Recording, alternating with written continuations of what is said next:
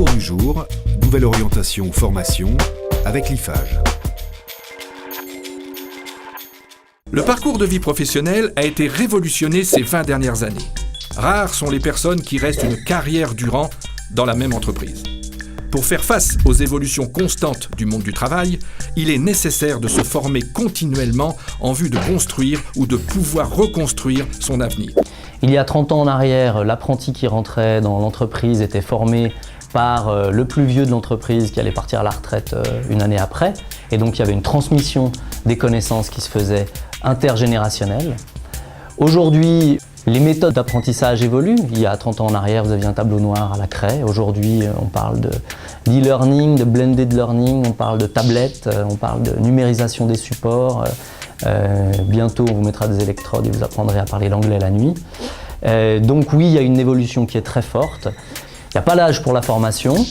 Vous pouvez vous former en tout temps.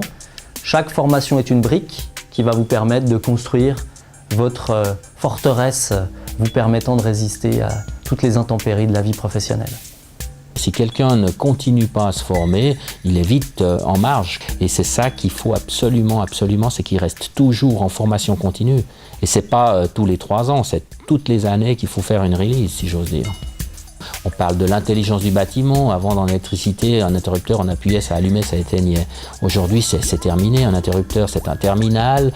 Une lampe, c'est un terminal. Il faut les relier, c'est informatique, je veux dire, et tout ça, ça s'apprend.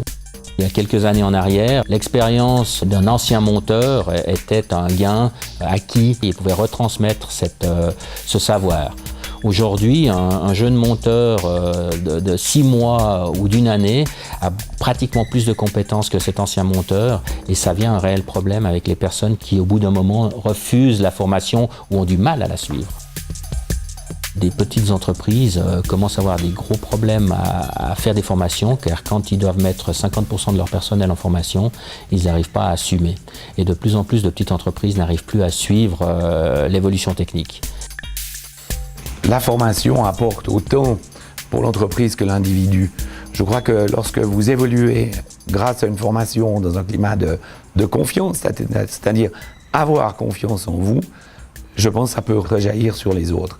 Et puis pour l'entreprise, c'est vraiment pas un coût, c'est uniquement un investissement. On le retrouve dans le futur. Le cours du jour, nouvelle orientation formation avec l'IFAGE.